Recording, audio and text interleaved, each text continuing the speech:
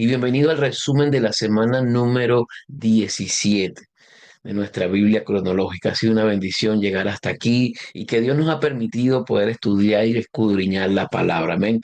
Esta semana pudimos ver cómo Dios establece a su rey, al rey David, y cómo la presencia de Dios se establece en medio de su pueblo. La narrativa bíblica de esta semana nos transporta a un momento determinante en la historia de Israel. Es el establecimiento del reinado de David, pero también se entroniza en el pueblo la presencia de Dios. El arca del pacto es trasladada a Jerusalén. Y ambos eventos están cargados de significado teológico y espiritual y son reforzados por expresiones poéticas que revelan el corazón de la adoración de David y del pueblo. Número uno, David es ungido como rey en todo Israel. En la lectura que tuvimos esta semana en Segunda de Samuel capítulo 5, versículo del 1 al 5 y Primera de Crónica capítulo 11, después de años de división, los ancianos de todas las tribus de Israel vienen a Hebrón y reconocen el llamado de Dios sobre David. Lo que comenzó como una promesa en secreto cuando vimos que Samuel eligió, Samuel no, el Señor eligió a David y lo unge por medio de Samuel cuando todavía era un joven pastor de oveja, que lo ungió en secreto, pero aquí hoy se ve a David ungido delante del pueblo de Dios. Dice que en 2 de Samuel capítulo 5 versículo 1, y se vinieron todas las tribus de Israel a David en Hebrón y le dijeron, he aquí nosotros somos huesos tuyos y carne tuya.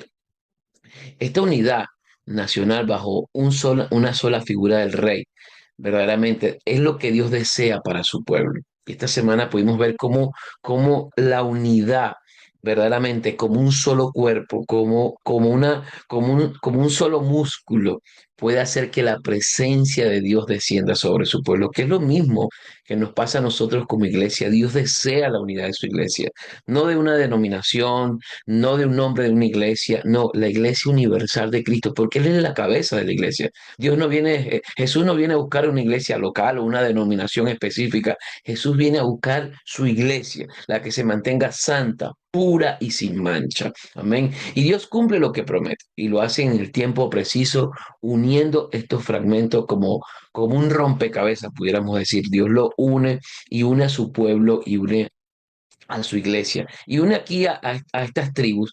Y lo segundo que vemos es la conquista de Jerusalén. Jerusalén pasa a ser la ciudad de David.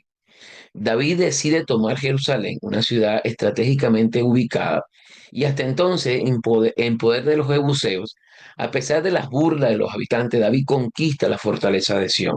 Como lo vemos en 2 de Samuel capítulo 7, dice, y David tomó la fortaleza de Sión, la cual es la ciudad de David.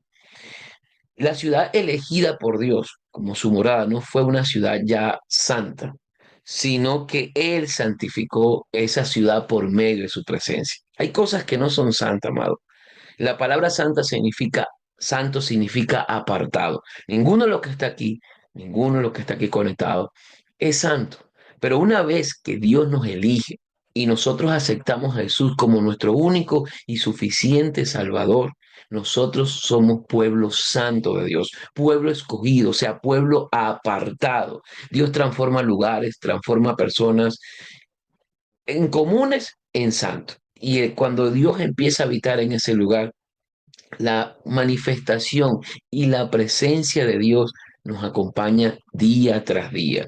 Otra cosa que vemos en este resumen de la semana fue la formación de un reino con sabiduría y con ayuda de Dios. Dice segunda de Samuel, capítulo 11 versículo 25 y primera de Crónica, capítulo 14, que rey Irán de Tiro envía materiales y obreros para construir una casa a David.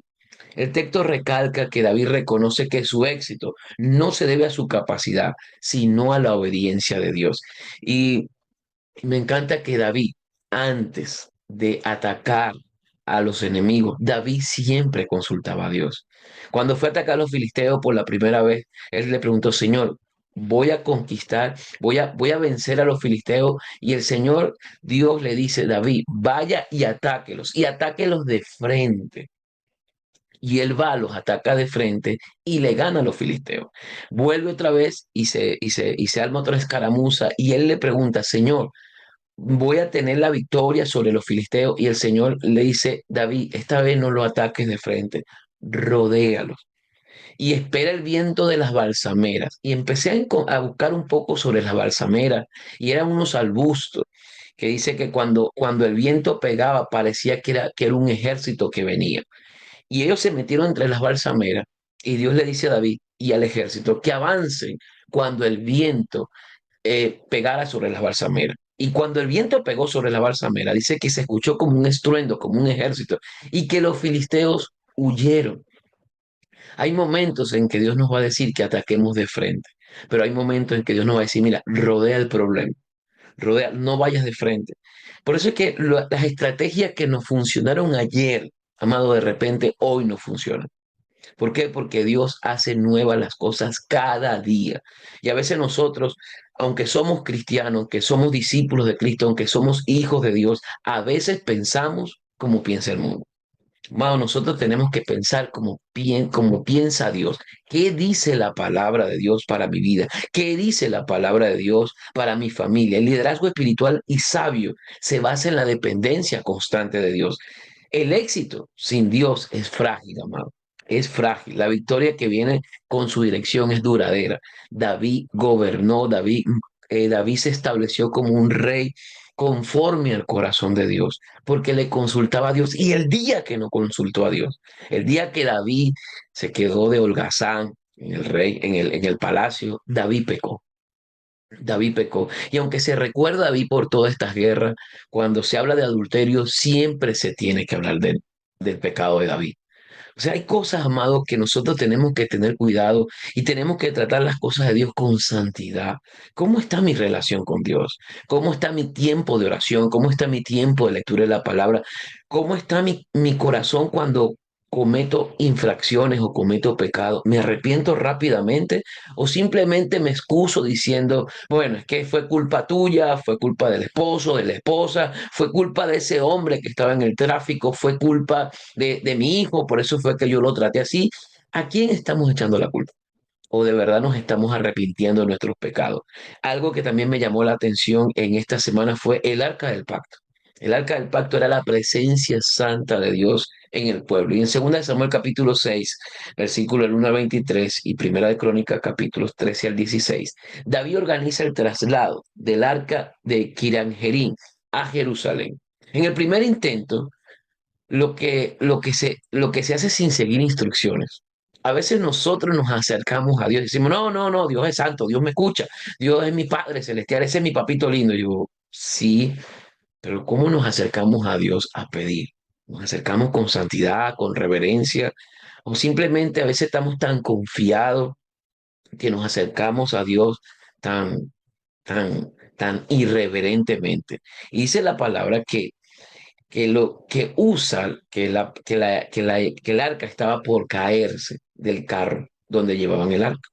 Dice 2 Samuel capítulo 6 versículo 7 dice, y se encendió el furor de Jehová contra Usa, y lo hirió, y allí Dios por aquel momento, Usa murió de isofacto. David se entristece, teme a Dios, y meses después, tras consultar las escrituras y a los levitas, realiza el traslado de manera correcta. Y hay dos aprendizajes, porque el arca, una vez que Usa muere, el arca es trasladada a la casa de Obed-Edom.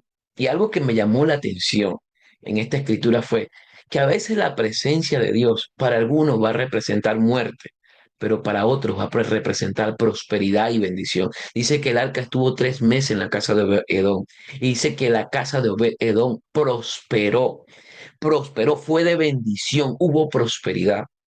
Muchas veces nosotros, cuando tenemos la presencia de Dios, nos acercamos a Dios irreverentemente. O sea, estamos como tan confiados de que Dios me va a responder, ¿no? Es que la palabra dice, pastor, mire, ahí dice Jeremías 33:3, clama a mí y yo te responderé. Y nos acercamos a Dios tan irreverentemente que por medio de Jesucristo a veces no somos muertos en ese acto.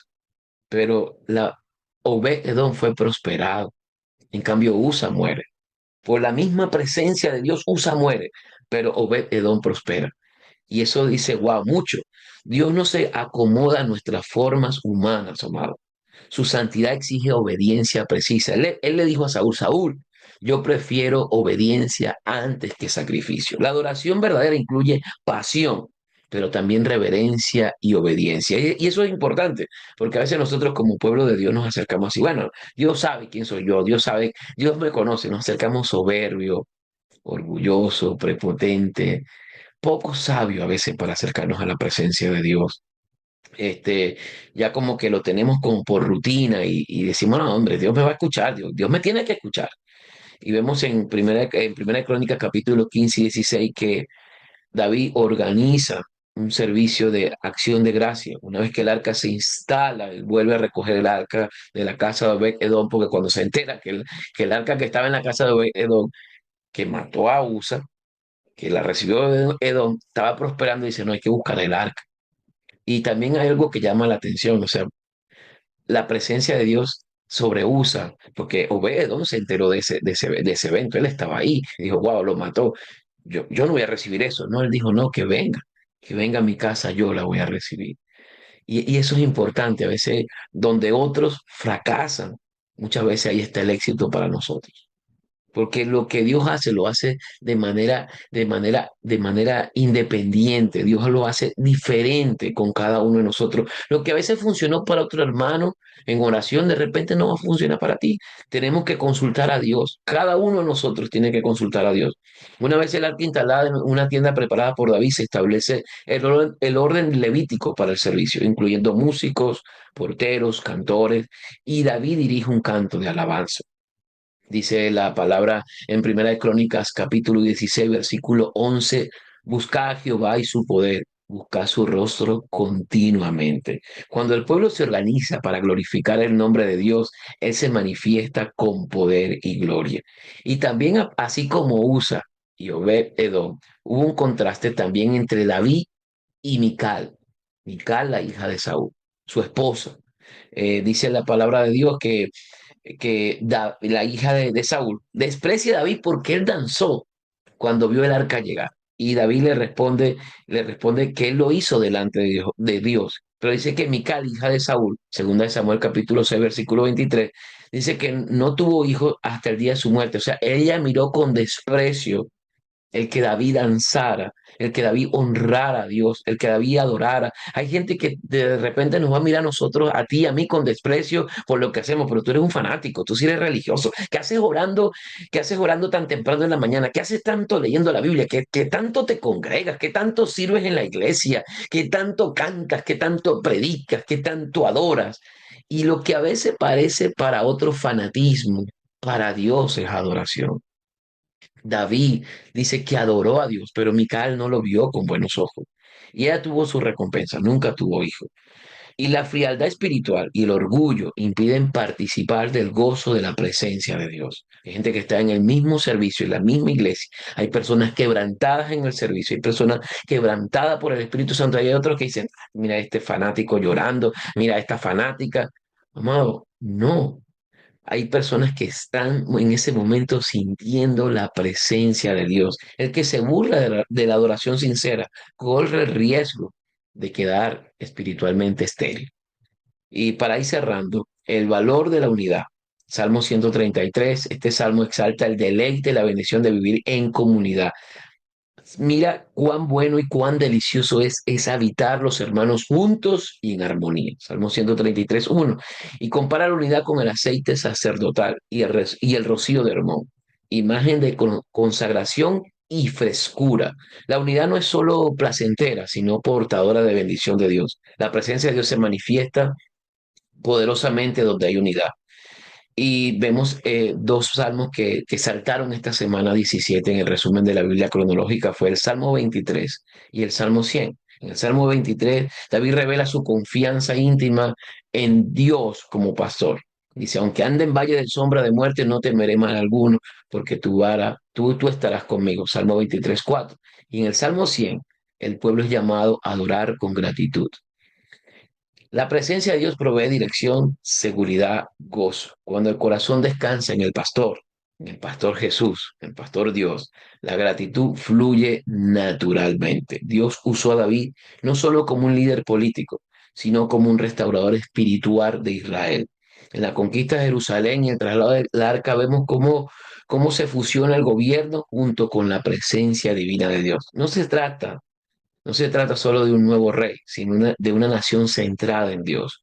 Y yo siempre lo digo, el protagonista, amado, de la Biblia no es David, no es Saúl, no es Abraham, no es Moisés, no es Esther, no es Ruth, no es Josué, no es Pablo, no es Pedro, es Dios.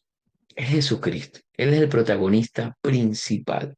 Amén. Todos los demás yo siempre digo que son actores de reparto. Estamos ahí como instrumentos usados por Dios, pero la presencia, el que se lleva la gloria y el que se lleva la honra, siempre va a ser Dios aún en nuestros ministerios, en nuestras iglesias, aún en lo que hacemos para el Señor, en lo que servimos, quien se lleva la gloria siempre es Dios. Que su presencia siempre esté con nosotros. Si estamos adorando, si estamos predicando, si estamos en los niños, si estamos en cualquier lugar que estemos, la presencia, la honra, siempre se la va a llevar Dios. Y si nosotros, amados, como discípulos, como hijos de Dios, mantenemos presente eso, entendamos que Él es el Rey de Reyes y Señor de Señores. Amén. Con eso cierro este resumen de la Biblia cronológica en la semana 17.